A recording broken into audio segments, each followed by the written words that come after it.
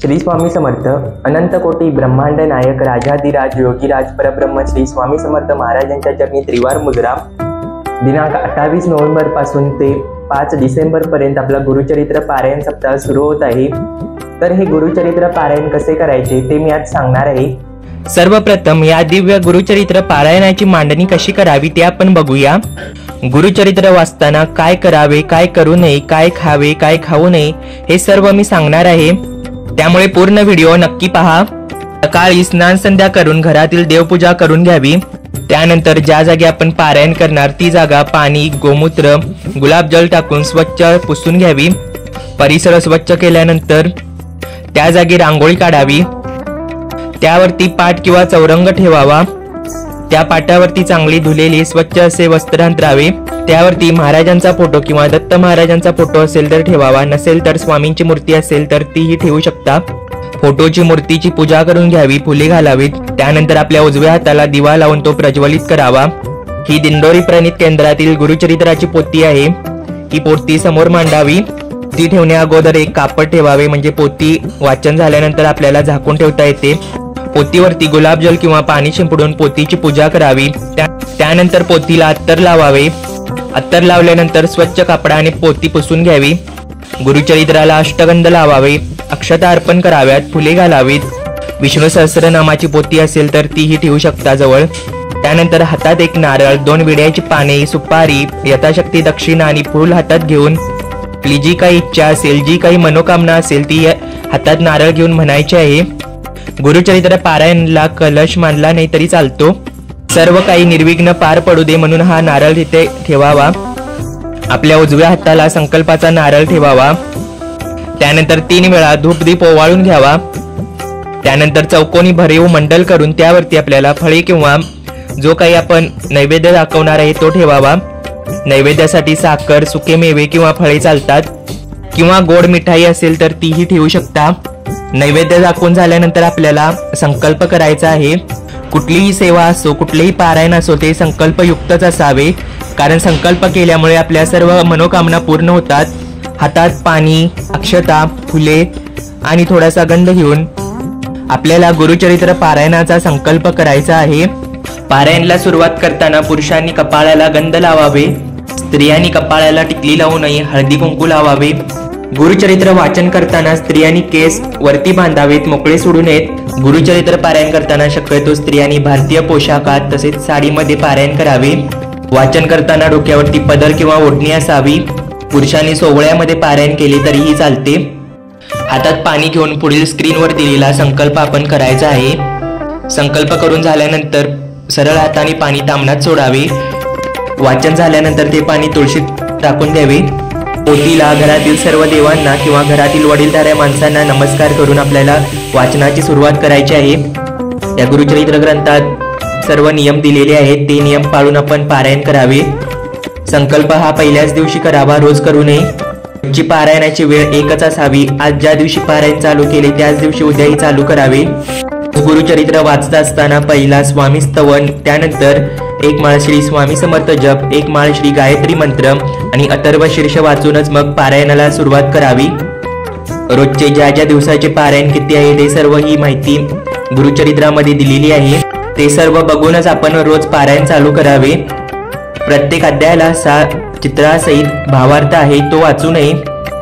वाचन झाल्यानंतर पोथी झाकून ठेवावी, पोथी उघडीच ठेवू नये। 7 दिवसाच्या काळात पोथी असेल, महाराजांचा फोटो असेल, मूर्ती असेल ती जाग्यावरून हलवू नये, तिथल्या तिथेच पूजा करावी। पारायण होईपर्यंत आपल्याला धूप किंवा अगरबत्ती तसेच दिवा चालू ठेवायचा आहे। अखंड दिवा लावला तरीही चालतो। हे विष्णू सहस्त्रनाम रोज रात्री आपल्याला झोपण्यापूर्वी वाचायचे आहे। वाचता येत नसेल तर YouTube वरती श्रवण करावे। विष्णू सहस्त्रनाम वाचताना फलश्रुती वाचू नये।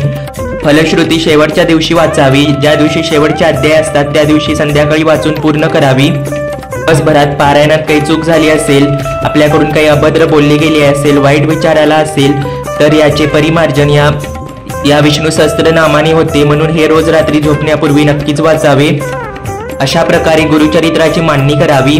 घरी स्वामींचा, दत्त महाराजांचा फोटो नसेल किंवा मूर्ती नसेल तर भिंतीवरती सर्व काही फोटो आहेत त्याचीच पूजा करून पारायण चालू करावे। एका बैठकीत आपल्याला पारायण जमत नसेल तर थोडे थोडे वाचून पूर्ण करू शकता। मध्ये वॉशरूमला जावे लागल्यास हातपाय धुवून, तोंड धुवून, गोमूत्र शिंपडून मगच पारायणाला सुरुवात करावी। या पारायण काळात मांसाहार करू नये। पारायण झाल्यानंतर निदान 40 दिवस तरी आपण मांसाहार करूच नये। गुरुचरित्राला 5वा वेद असेही म्हणतात। ही गुरुचरित्र ग्रंथाची पोथी आहे। यामध्ये एकूण 53 अध्याय आहेत। ही पोथी सहज तुम्हाला दिंडोरी प्रणित केंद्रामध्ये मिळून जाईल। ह्या गुरुचरित्राचे पारायण कसे करावे, नियम कोणते आहेत ते मी सर्व आज सांगणार आहे। अंतःकरण असता पवित्र, सदाकाळ वाचावे गुरुचरित्र, असे गुरुचरित्रात साक्षात स्वतः नृसिंह सरस्वती स्वामींनी सांगितले आहे। जे लोक दुःखित आहेत, पीडित आहेत, ग्रहबाधेने ग्रासलेले आहेत, तसेच पितृदोष, ग्रहदोष असेल, बाहेरील बाधा असेल, त्यावरती एकमेव उपाय म्हणजे हा गुरुचरित्र पारायण होय। शक्यतो गुरुचरित्र पारायणाची सुरुवात आपल्याला शुक्रवारी करायची आहे आणि सांगता ही शुक्रवारीच करावी, कारण शुक्रवार हा नृसिंह सरस्वती स्वामींचा निजागमनाचा दिवस आहे। या ग्रंथाचे पारायण केल्यास आपल्या जीवनातील ज्या काही अडीअडचणी असतील त्या सर्व दूर होतात, आपले प्रश्न मार्गी लागतात। गुरुचरित्र वाचण्या अगोदर आपल्याला आदल्या दिवशी 1 गाय आणि 4 श्वानांना चपातीला तूप लावून ते खाऊ घालायचे आहे। गुरुचरित्र वाचताना पूर्वेकडे किंवा पश्चिमेकडे आपले तोंड होईल असे वाचावे। गुरुचरित्र वाचन आपण पहाटे 3 पासून सायंकाळी 4 पर्यंत करू शकतो। दुपारी 12 ते 12:30 या काळात आपण वाचन करू नये। सर्व प्रकारच्या सेवा थांबवाव्यात, कारण ही वेळ दत्तगुरूंच्या भिक्षेची असते, म्हणून या काळात कोणतेही पारायण केले जात नाही। या गुरुचरित्र पारायण काळात परअन्न घेऊ नये, दुसऱ्याच्या घरचे अन्न पाणी खाऊ नये। काही अडचण आल्यास, बाहेर जावे लागल्यास स्वतःच्या पैशाने विकत घेऊन खाऊ शकता। या गुरुचरित्र काळात आपल्याला 1 धान्य अन्नच खायचं आहे। 1 धान्यामध्ये फक्त आपण तांदूळ किंवा गहू हे पदार्थ निवडू शकतो। जर पहिल्या दिवशी आपण गहू निवडले तर 7 दिवस आपण गहूच खायचे आहेत, म्हणजे गव्हापासून बनवलेले पदार्थ चालतात। त्याबरोबर आपल्याला पालेभाज्या सर्व चालतात। कांद्याची भाजी सोडून सर्व पालेभाज्या चालतात। सर्व प्रकारची फळे खाऊ शकतात। दुधाचे पदार्थ चालतात। गुरुचरित्र काळात कांदा लसूण खाऊ नये। कांदा लसूण आपल्या अन्नामध्येही वापरू नये। मसाल्याचे पदार्थ, द्विदल धान्य होणारे सर्व प्रकारचे धान्य तसेच डाळी हे आपल्या आहारात समावेश करू नये। या गुरुचरित्र पारायण काळात आपल्याला भूमिशयन करायचे आहे। भूमिशयन म्हणजे चटईवर झोपावे, बेडवरती झोपू नये। गुरुचरित्र वाचन चालू असताना दिवा आणि धूप चालूच असावा। वाचनाच्या कालावधीत पुरुषांनी दाढी वाढवू नये, दाढी घरीच करावी। या गुरुचरित्र पारायण काळात चमड्याच्या वस्तू जसे की पर्स असेल, बेल्ट असेल, वॉलेट असेल किंवा चप्पल असेल या वस्तू वापरू नये, त्याऐवजी दुसऱ्या वस्तू वापरू शकता। या पारायण काळात तनाने मनाने काटेकोरपणे आपण ब्रह्मचर्याचे पालन करावे। पारायण काळात कोणाच्याही अंत्यविधीला जाऊ नये। जर स्वतःच्या घरी म्हणजे वडिलांकडे जर सूतक असेल तरच हे पारायण दुसऱ्याकडून करून घ्यावे, ते अर्धवट सोडू नये। सकाळ संध्याकाळ घरामध्ये गोमूत्र शिंपडावे। मासिक धर्मात पालन करावे। घरी कोणताही व्यक्ती जर पारायण करत असेल आणि घरच्या स्त्रीला जर मासिक धर्म आला असेल तर त्या स्त्रीच्या हातचेही अन्न खाऊ नये। या सप्ताहाच्या काळात रोज सकाळ संध्याकाळ आपल्याला पोथीला अन्नाचा नैवेद्य दाखवायचा आहे। आपण जे अन्न करू ते आधी पोथीला दाखवून मगच ग्रहण करावे। गुरुचरित्र काळात शुभ बोलावे, कुणाविषयी द्वेष करू नये, कुणाविषयी मनात राग धरू नये। अत्यंत पवित्र मनाने आपण हे पारायण करावे। त्याकडून ज्ञात अज्ञातपणे काही चुका घडत असतात, त्या चुकांचे परिमार्जन होण्यासाठी रोज रात्री झोपण्यापूर्वी आपल्याला विष्णू सहस्त्रनाम वाचायचे आहे। जर वाचता येत नसेल तर YouTube वरती तुम्ही लावून श्रवण करू शकता। ज्यांना प्रखर पितृदोष आहे अशांनी महिन्याला 1 असे 7 पारायण घरी करावेत। आपला प्रखर पितृदोषाचा त्रास कमी होतो। त्या ज्या काही अडीअडचणी असतील, इच्छा असतील, आपली कुठली महत्त्वाचे काम रखडलेले असेल, नोकरीच्या समस्या असतील किंवा उद्योगधंद्यात काही आपल्याला कमी जास्त असेल तर आपण हे गुरुचरित्र पारायण करून आपले प्रश्न सोडवू शकता। आपल्या जवळपास कुठेही जर केंद्र असेल तर सप्ताहामध्ये सामूहिक गुरुचरित्र अवश्य करावे, कारण एकट्याने जर घरी केले तर ते एकच पारायण होते। सामूहिक सेवेमध्ये जर 200 लोक असतील तर आपले एकत्र मिळून सर्वांचे मिळून 200 पारायण एकत्र होतात। ते 200 पारायण आपल्याला घरी करणे शक्य होत नाही, म्हणून सामूहिक सेवेत नक्कीच सहभागी व्हावे। सामूहिक सेवेत जर जमत नसेल तर घरी तरी अवश्य करून पाहावे। गर्भवती स्त्री ही पारायणास बसू शकते, पण शास्त्र असे सांगते की 7व्या महिन्यापासून गरोदर स्त्रीने खाली जास्त काळ बसू नये. ज्यांना जसे जमत असेल त्यांनी तसे पारायण करू शकता.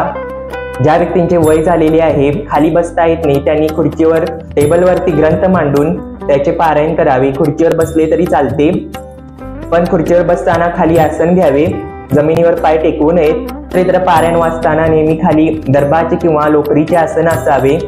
गुरुचरित्र काळात परअन्न खाऊ नये. सेवेकऱ्यांच्या घरचे परअन्न होत नाही. स्वामींना दाखवलेला नैवेद्य किंवा कोणत्याही देवांना दाखवलेला नैवेद्य हा परअन्न कधीच होत नाही, त्यामुळे तो खाल्ला तरी चालतो. बाकी उद्यापन झाल्यानंतर पोती व्यवस्थित बांधून ठेवावी. संकल्पाचा ठेवलेला जो नारळ आहे त्याचा गोड प्रसाद करून खायचा आहे. हा प्रसाद बाहेरच्या कोणत्याही व्यक्तींना किंवा पाहुण्यांना देऊ नये, तो स्वतःच घरच्या घरी खायचा आहे. व्हिडिओ कसा वाटला नक्की सांगा. श्री स्वामी समर्थ.